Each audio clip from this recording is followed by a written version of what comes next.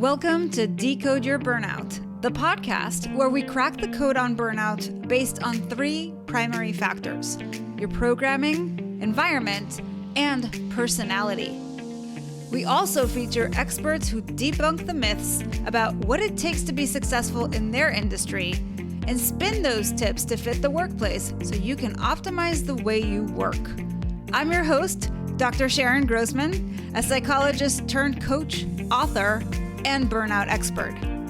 If you're burned out and want to go from exhausted to extraordinary, book a free breakthrough session with me by going to bookachatwithsharon.com. And if you want to see how you're doing and what to focus on next, download the Burnout Checklist. You'll find the link in the show notes or go to bit.ly/checkyourburnout. Now let's get started.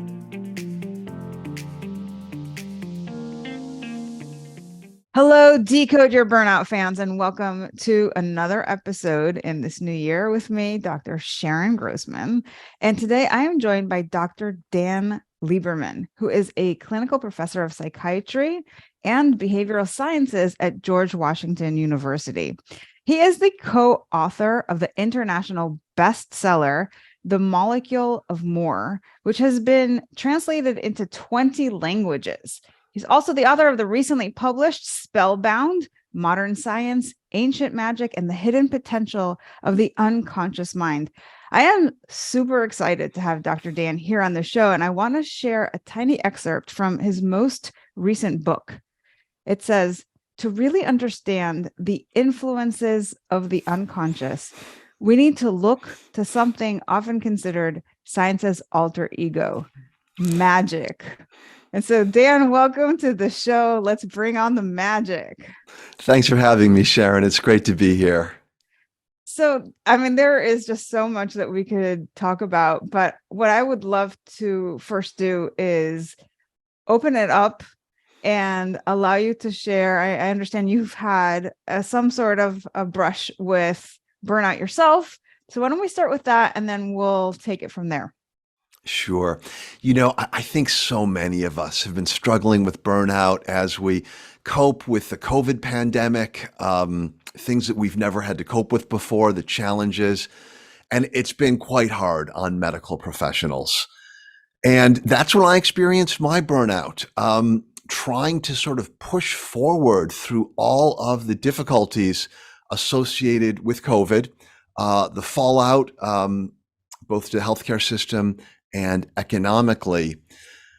And I found that I was really not getting the same kind of satisfaction from my work as I had been before.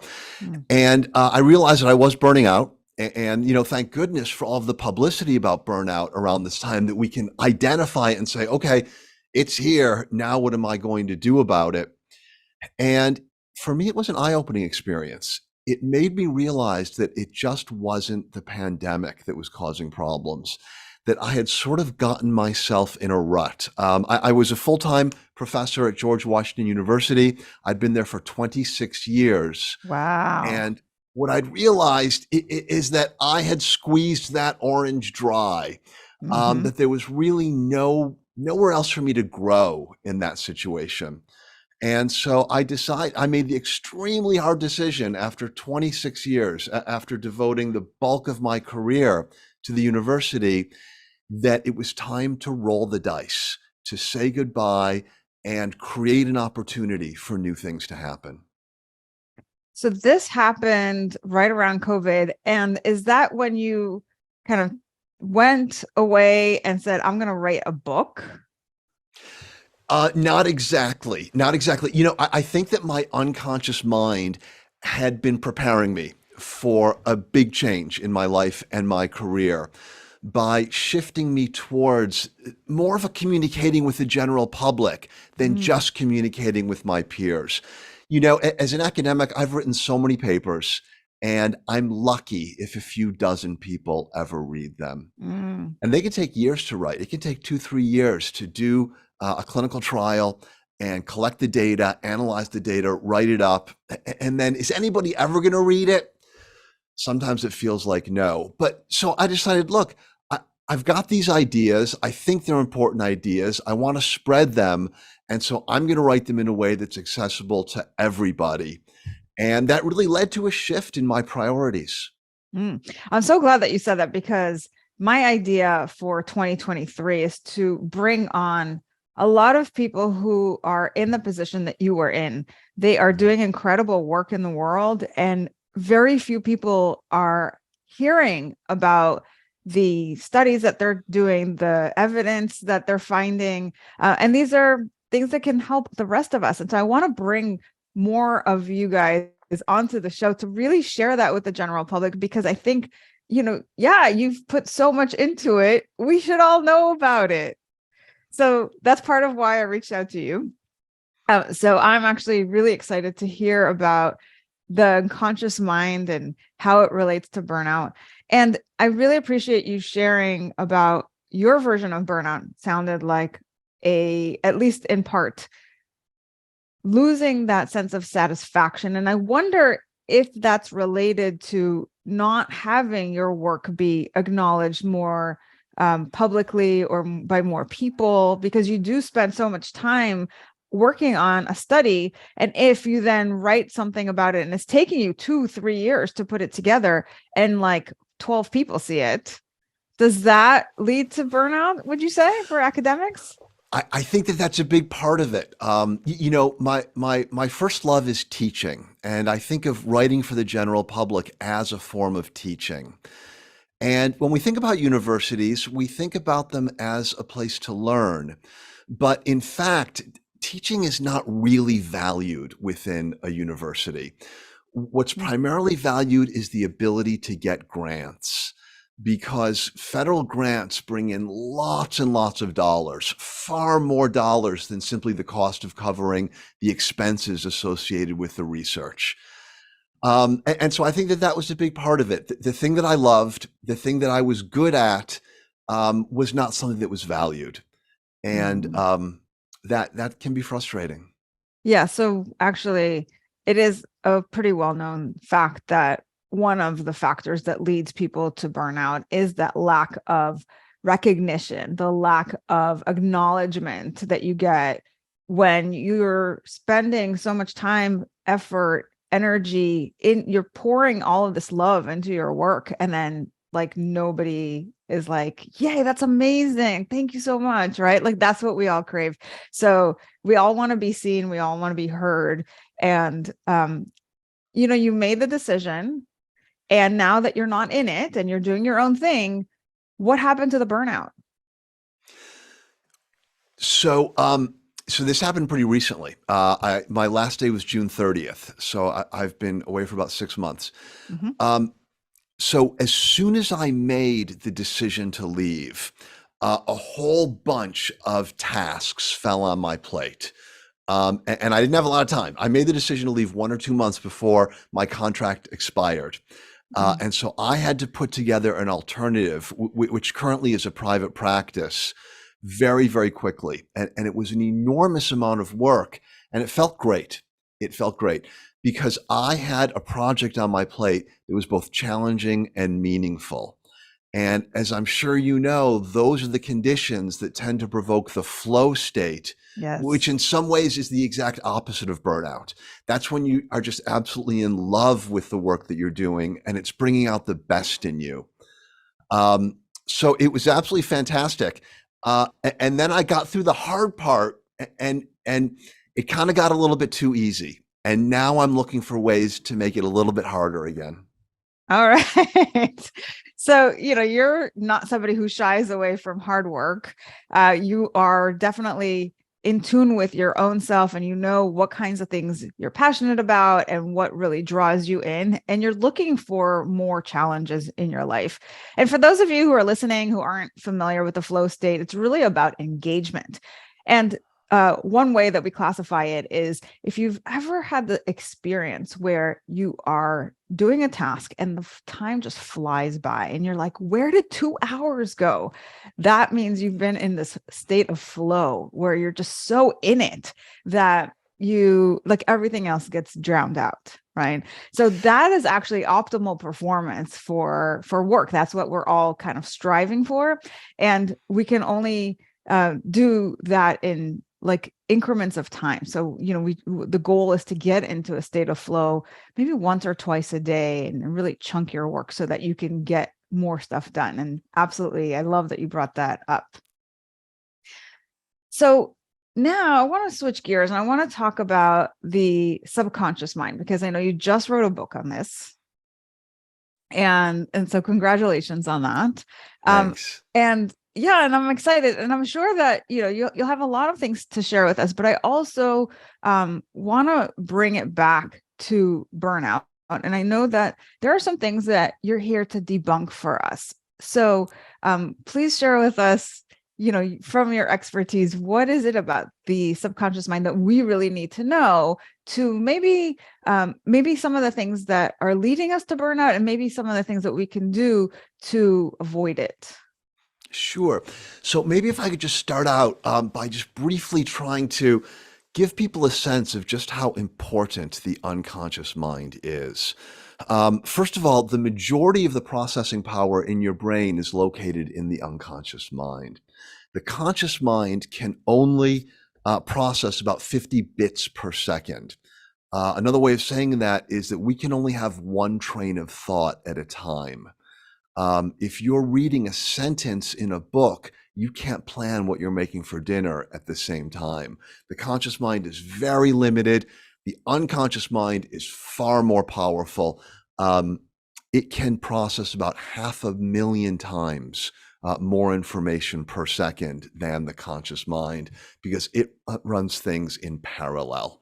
All right, incredibly powerful. Let me give you a sense of how important it is.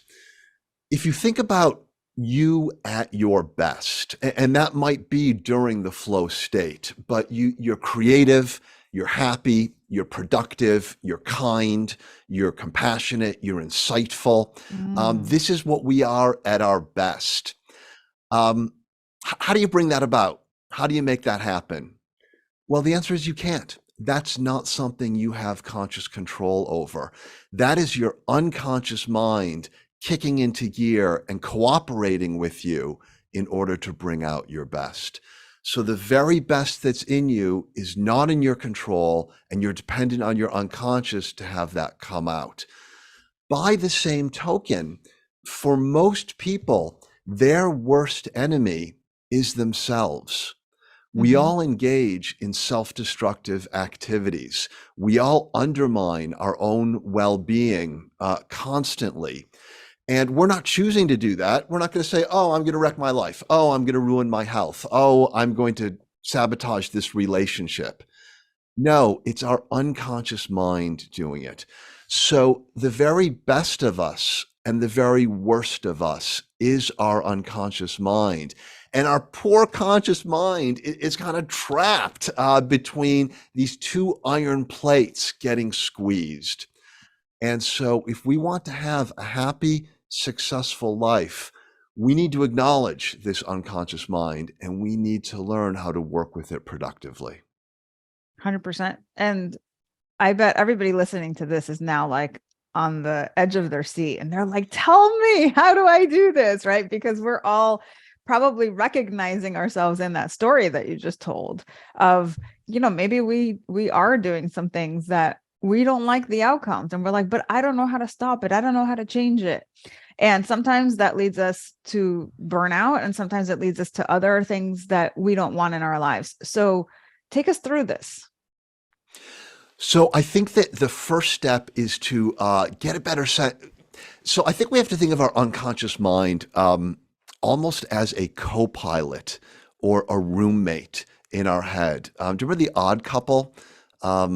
Where you had you're probably too young to remember The Odd Couple. Anyway, it was a comedy about two very, very different people. One was very neat and organized and a little bit anal, and the other guy was just all out there. He was a slob, and he liked to drink and smoke cigars. And as you can imagine, there was an enormous amount of conflict between the two of them. But ultimately, they found ways to accommodate each other, and it went from hostility to tolerance, to friendship, to love. Mm. And I think that in some ways, that's what we need to do with our unconscious. It's very, very different from us, and it often doesn't cooperate with us, but it can be an incredibly powerful ally. So the first step is just to kind of recognize what it's doing. What's going on in your brain that you're not choosing? These include things like emotions, gut feelings, inspirations, and sudden memories of the past. Once we get to know it, we have to start to learn how to work with it productively. And there's many different models we can use. One model is the neuroscience model. We can look at what neuroscience has taught us about the brain and see if there are lessons that we can implement. I think that that's limited simply because the brain is so incredibly complex and neuroscience is still a relatively young discipline. Mm-hmm. So is there any source of information about the unconscious mind that we can turn to that perhaps might be more sophisticated than neuroscience? And the answer is the ancient traditions of magic. And here's why. Mm. Here's why. The unconscious mind, as we've spoken about, is incredibly powerful. It's outside of our control, and it is morally ambiguous. Sometimes it helps us in jaw-dropping ways, and at other times it destroys our life by making us act with incredibly poor judgment. Now, what kind of entities do we know about that do that kind of thing, are incredibly powerful and morally ambiguous? And the answer is the pagan gods and other creatures of magic. And that's why we have so many stories about this. That's why these stories have persisted for millennia. If you look at the oldest stories that we still tell today, they're all about magic. They're all about supernatural creatures. Mm-hmm. And the reason is because they resonate with this incredible problem of life that human beings are faced with. And that is that how do we live with this co-pilot in our brain that is sometimes incredibly helpful and sometimes incredibly destructive?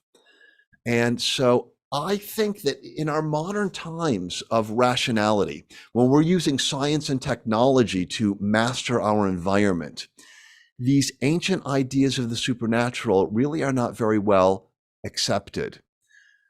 But if we want to have the same kind of influence over our external world that science and technology has given us, to be able to translate that into our internal world, to learn how to utilize the gifts that we have internally, it's not reason, logic, and science that's going to take us there.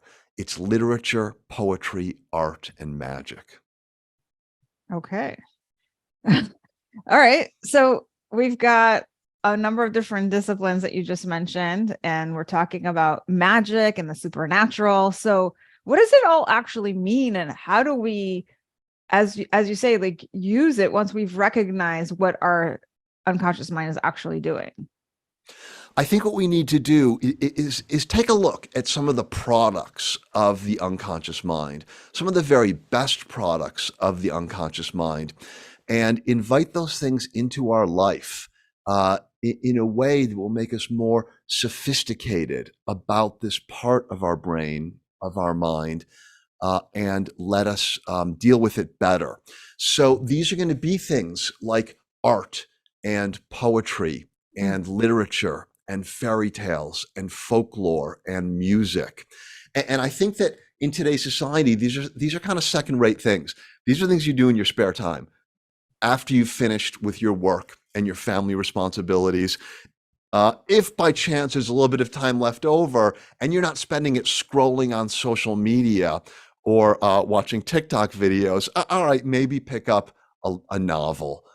Maybe go to a concert, maybe go to the museum. These are all things that we really do not make priorities. And that's a terrible mistake because these are among the most valuable aspects of our society. And in terms of having a successful, fulfilling life, they are just as important as things like understanding science, understanding how the natural world works. We also need to know how this psychological supernatural world works. And so I'm hearing that you have some sort of a recommendation in terms of how often we should engage with these kinds of disciplines, like the art and the music. So what is that? I think that it's going to be different for everybody. Mhm. And when you deal with the unconscious mind, unpredictable things happen. The conscious mind likes things to go down a path in a very straight and rational way. I have a goal in life. All right. I'm going to plan out my pathway, strategize how I'm going to get there, and boom, I'm going to go there. And that's one of the wonderful things about our conscious mind, that we do have this rationality and this ability to plan. But we want to avoid becoming one-sided. And we have to realize that just as valuable is the ability to take chances, embark on something without knowing how it's going to turn out, and just trust that something valuable is going to happen. So I would say use your gut feeling. What is your gut telling you to do? Is it telling you to pick up a novel? Is it telling you to maybe learn how to play a musical instrument? Mm. Is it telling you to go to the art gallery, or perhaps go to the art store and buy some watercolors? What is your gut telling you? Do it and just see what happens, and prepare yourself for the unexpected, and see if you can give up control for a little while. So let's say somebody's listening to this and they're like, okay, I'm going to try this out. I'm going to listen to my gut. And, my gut says, put on Rolling Stones. I don't know. Right. Or go to the art museum this weekend. And they do that. And then you're telling them, like, prepare for the unconscious and something, or for the unexpected. Right. And see what happens and all this kind of stuff. What is kind of the idea here, that what is it going to do for them, kind of big picture? Yeah. All right. So it's going to be different for everybody. And so Sure. I'm just going to tell a story about what might happen with one person to give a sense. So let's say that, let me just use myself. Let's say it was me. Yeah. And I said, for some reason, I have this gut feeling I want to listen to the Rolling Stones. Yeah. So I put some Rolling Stones music on, and all of a sudden I said, oh my God, I miss my college buddies so much. We used to have so much Mm. fun listening to this. So I pick up the phone and give him a call, and we just start talking. And I'm talking about a problem I'm having in my life. And Yeah. all of a sudden, he says the most insightful thing. And it reactivates a part of my personality that was active in college, but got lost since then. Mm. But I need that part of my personality now. And now I have it. So my unconscious mind knew that what was lacking was this aspect of my personality that was being suppressed because I'm no longer a crazy college kid. It Mhm. knew that the solution to that was my old college friend. And so it created this feeling of, why don't you listen to the Stones in order Mm. to get the ball rolling? That's just one story. Yeah. All kinds of stories. But the point is that the unconscious mind is thinking many steps ahead. And it's getting you down the path in very unexpected ways that you would not think of. And you Okay. just need to kind of let go and let it do its thing. Thank you so much for that story, because it really helped me understand where you're going with this. Basically, what you're saying is we got to tap into our intuition. We're so kind of focused on our conscious mind, and we're planning all these things, and we have all these ideas of what's good for us and what we should do. But really, there is a much more powerful piece to us that we need to access, and we don't have direct access to it. So what you're saying is open the floodgates, expose yourself to all of these things that take you on a journey, and know that it will lead you where you need to go. And often, I'm sure everybody can relate to this, that we have experiences where we're like, what are the chances that that sort of thing happened, that I came across this person, or like I was thinking about this person and then they called me, or right, we have all these experiences in life. And really, as what you're saying is, it is your subconscious mind that is those 3 or 5 or 10 steps ahead and knows what's really good for you. And you've got to tune in and listen to that and go with it, even though you may not understand it and you don't necessarily know what is at the end of that road for you. Yes. And if you read fairy tales and myths and folklore, One of the things it emphasizes is that magical creatures can help you in amazing ways, but they're dangerous. And I don't want to sugarcoat this. Listening to your intuition and acting on it is dangerous because sometimes what it might do is identify negative things in your life that you don't know are negative and destroy them. So, for example, you might be in a relationship that maybe your unconscious is not thrilled about. Your conscious perspective is, it's not perfect, but it's good enough. But your unconscious perspective might be, no, this is stopping your growth in life. It's getting in the way of your destiny. We tend to use these grand words when talking about the unconscious. So you listen to your gut and it destroys the relationship. That will happen sometimes. Working with magical creatures, i.e. the unconscious, is dangerous, and you have to be prepared that its perspective on your life not going to be the same as yours. So what you're really saying is we have to trust our unconscious mind. I sometimes want to say subconscious, so maybe you can clarify what is the difference, subconscious, unconscious. But really, we want to tune into that and trust that even when on the surface it's leading us to self-destruction, in truth, there is a better outcome out there for us, and we got to go through the destruction of whatever is in order to emerge anew and start to build whatever it is that actually it's leading us towards. Yeah. One of the things I mentioned in the book is looking at the tarot from a psychological standpoint. And one of the cards in the tarot is the Tower, and it's the collapse. It's the collapse of this fortress that you have built around you, and losing that fortress, losing those defenses that are both protecting you and stopping you from growing, is very painful. It's very frightening. But in the tarot, that's what leads to the dawning of the new age, the new golden age of rebirth and renewal. Wow. Okay. So lots of really kind of cool mysticism kind of things going on here. Could you take a second just to help us with the definitions of the subconscious versus unconscious? Yeah. So, in many ways, the conscious mind looks down upon the unconscious mind. The unconscious mind is the part of the brain that is closer to the animal nature of human beings. And it's much more primitive. If you say, well, which is better, reason or emotion? I think that most Westerners say, oh, reason is much better. And no, it's not. That's just the conscious mind looking down on the unconscious. And so we call it the subconscious, like subhuman. So subconscious is just a way of insulting the unconscious. Oh, interesting. So there really isn't a difference between subconscious and unconscious. It's basically you're either conscious or you're not. Yep. And so unconscious is neutral. It's just unconscious, whereas subconscious is a judgment. Sub means below. Very interesting. So I don't like subconscious. Got it.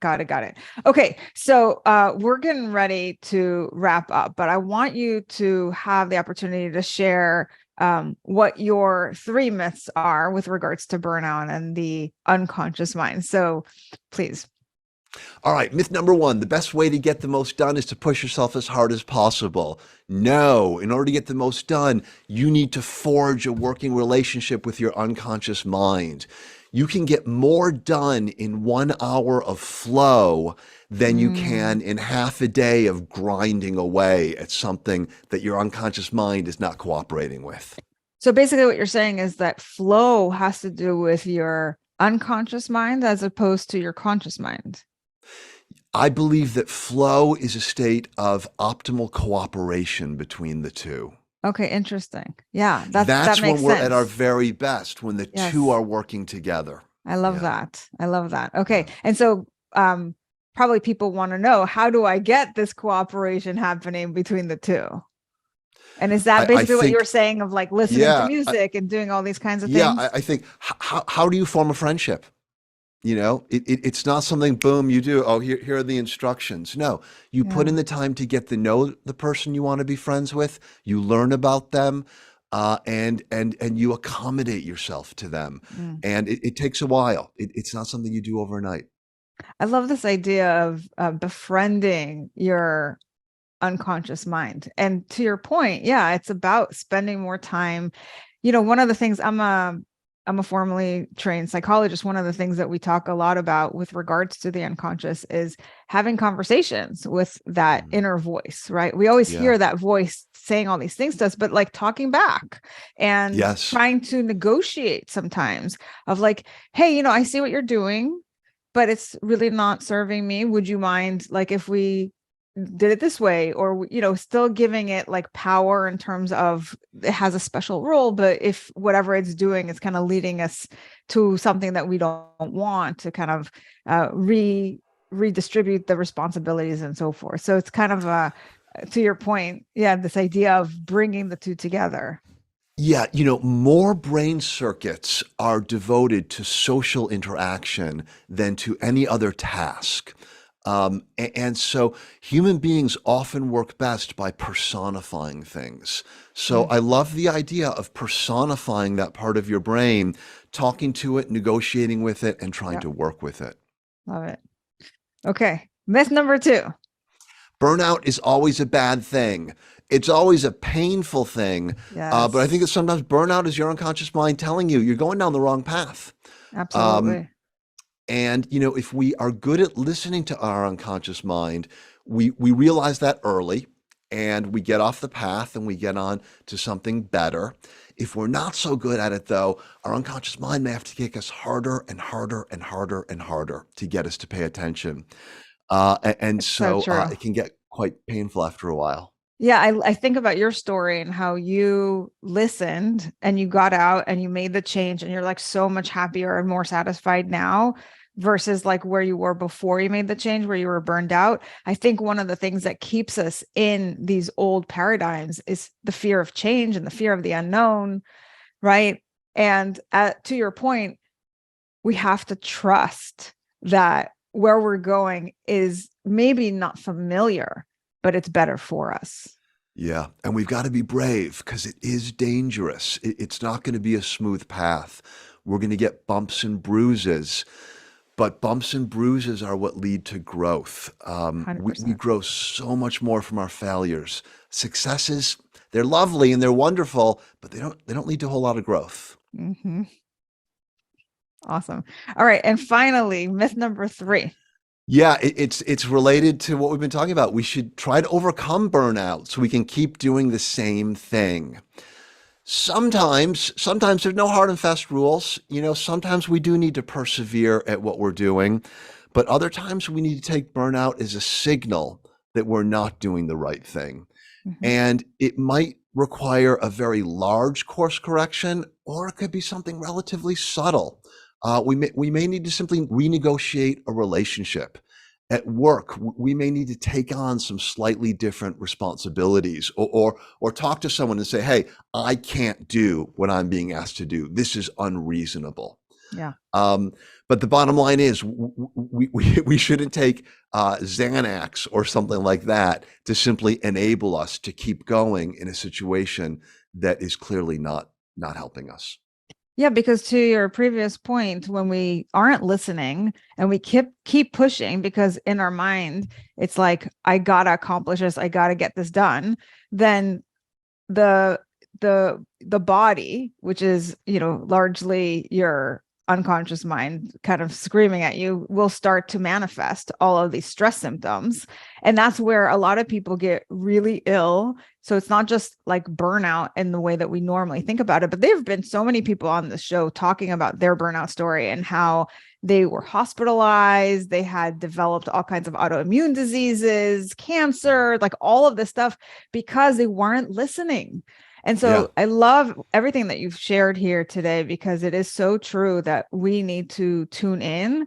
But I also like this idea that you got to trust where it's taking you, because as I say, burnout is often your wake up call that your life is just, you're on the wrong track. And yes, for some people, as we've seen through COVID, some people are going through career changes, people are moving, people are, leaving their relationships, all this stuff. One of the main things that I focus on in my work is your relationship with yourself, because that's the thing that we often put on the back burner. We're always externalizing, focusing on everything that's out there that we need to accomplish or to other people to please, and we neglect ourselves. And so when you're burned out, it's really like, hey, you got to listen to what's going on here. This isn't working for you. And that's where everything you just said, setting the boundaries, saying no, prioritizing, taking things off your plate, those are things that are going to help you show up differently at work. That's right. And it's hard to do. The easiest thing is just to continue down the road, making a change. It's very same old is the easy way, right? Even though it's painful. So, you've said a number of times how listening and going to this unfamiliar path, you get these bumps and bruises and, it's dangerous. But I also want to say that staying on a path that doesn't work is very dangerous as well. And so rather than look at it as like a lose-lose, like it's going to be dangerous either way, I think I want to just reframe that listening to your subconscious isn't, or your unconscious rather, isn't that it's dangerous in the sense that it's going to lead you astray, but it's dangerous in the sense that it might be a painful journey, but ultimately the destination is better for you. And that's where I'd like people to kind of really hold on to this idea. And I encourage you guys to go out there and explore and allow yourselves to have more time for the poetry and the music and the art and all the things that really bring out your unconscious messages that you need to hear. So thank you, Dan Lieberman, for being here with us and sharing with us your most amazing work. And I encourage everybody to get a copy of the book Spellbound. I'll have a link in the show notes. Any final messages in terms of how people can find you, or people want to reach out and contact you? Where should they go? I've got a YouTube channel, and I'm currently doing a series on the psychological understanding of the tarot. And nice. they can learn all about me on my website, danielzlieberman.com. Fantastic. We'll have a link to that as well. So thank you again for being here and for sharing that. So exciting. And I'm definitely going to be following your work on the tarot. Sounds interesting and exciting.